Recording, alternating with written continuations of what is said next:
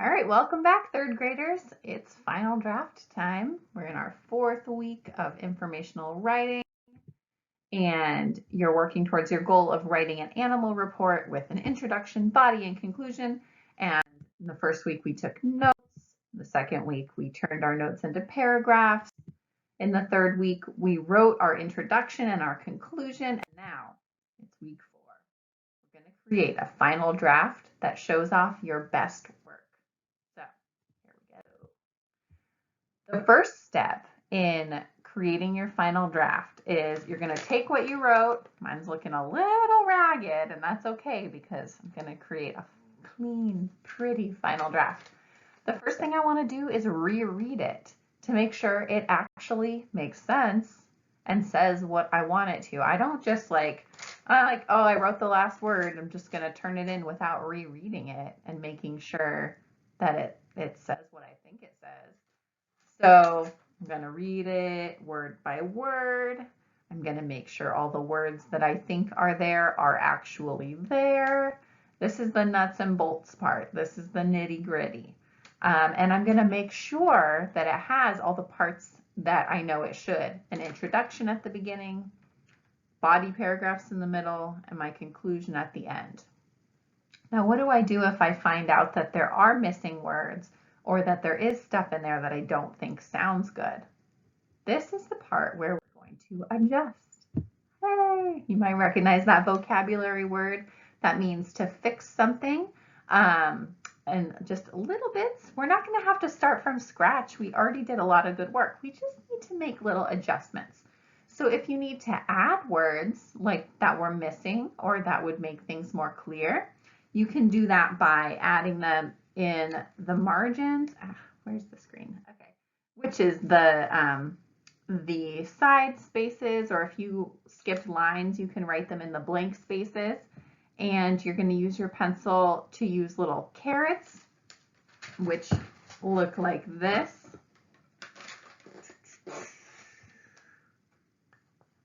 Or even arrows to show where the things go that you want to add. So if I wanted to add a word, it says, okay, orangutans are incredible animals. They are primates like humans. In fact, their name means person of the forest. Let's say I wanted to add something to make it a little more clear. Let's say I wanted to add a definition of what primate means. Then I might add a little caret, and I would add that definition here in the margin, and then I would remember later where that little piece goes that I wanted to add. So carrots and arrows, and you can write all over the place to add stuff. If I want to take things away, I can use either end of this tool. I can cross things out, or I can erase things. Doesn't really matter because, again, this is a rough draft. It's going to look pretty messy by the end, by the time we're done with it. So if we just need to cross things out, that's fine, because we're going to be doing a final draft later. So when we're done with all of our adding and taking away, step 3 is to find and fix our spelling mistakes. So I'm going to read it again, and I'm looking for those words that just jump out at me as like, okay, I know that I just guessed on the spelling of that word, or that just doesn't look right to me. I think I better double check. And I'm going to go through and I'm going to circle all those words. Let's see.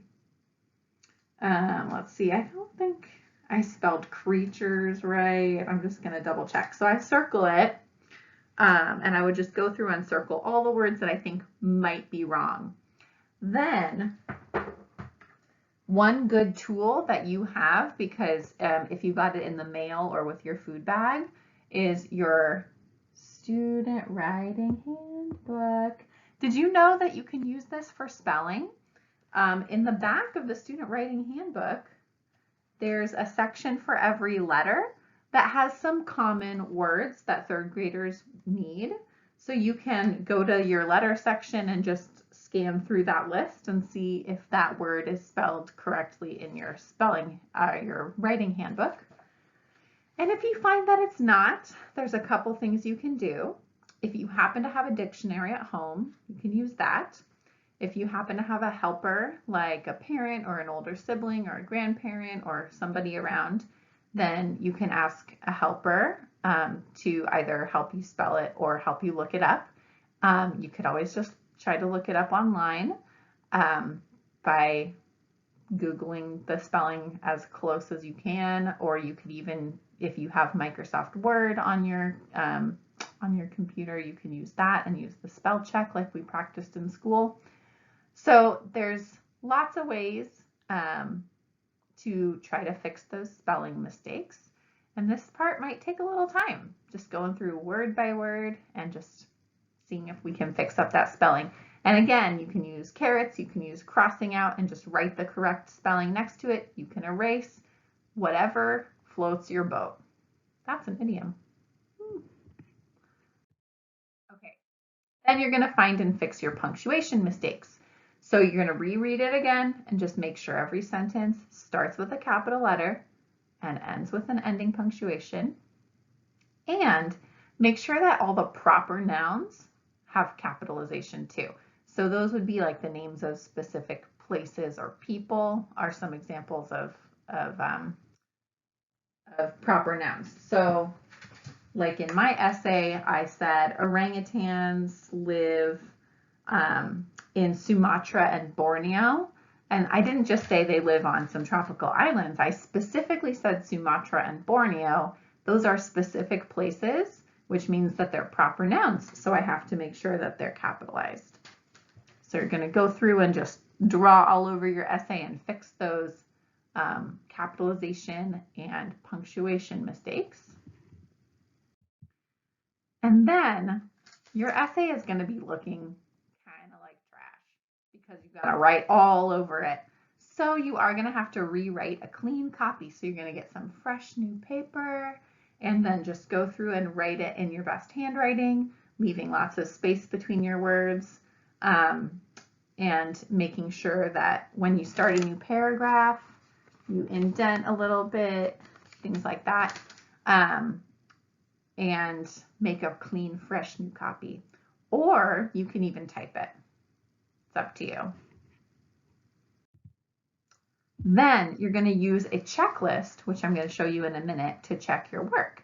And this is kind of a chance to say, okay, did I do all of these things that I was supposed to remember to do? And most likely, if you followed all the steps, you're going to be like, ooh, I did it, I did it, I did it, I did it. And you're going to congratulate yourself on what you did and maybe set a goal for next time. So let's take a look at that checklist. So you're going to go through and say, okay, is my handwriting neat? I did it, or I did it some of the time, or I'm still working on it. I use space between words. I have punctuation at the end of my sentences. I used capitals at the beginning of my sentences. I reread it to see if my writing sounds right. I used my sight word list, that's the writing handbook list, to help with my spelling. So you're just going to go through for each of those and say, I did it, or I did it some of the time, or I'm still working on it. And this list, you can just use, you can pause it on the video and use and copy it down, or it will be available on our class website. And you can either, if you have a way to print it, you can do that, or you can just look at it there and then copy it down. Or you can just do it in your head, I guess. Okay. This is the fun part. Share. You can read your essay to a member of your family and show them the great work that you did. You can send a picture of it to your teacher. You could make a cover for it and proudly put it with the other books in your house, and you can tell yourself, great job. Because, oh, okay, I'll get to the good part. So here's your job this week. Once again, these are your steps. You're going to reread. You're going to adjust. That means you're going to add and take away little things. You're going to find and fix your spelling mistakes. You're going to find and fix your punctuation mistakes. You're going to write a clean copy or maybe even type it. And you're going to use a checklist to check your work. And then you're done and you're going to share and be proud of the amazing work that you did. Great job! Because it's not easy to do a complex new skill like writing an essay. I mean, think how far that you've come since like first and second grade to be able to write a whole essay. You did research, you took notes, you wrote paragraphs, you revised and edited. Knowledge is strength, and you are getting stronger. Even though it's challenging, it's so worth it. You guys, you third graders, you're incredible. We miss you so much. Please call or email or let us know if you have any questions. Show us your work. We can't wait to see it. And have a great week. Bye-bye.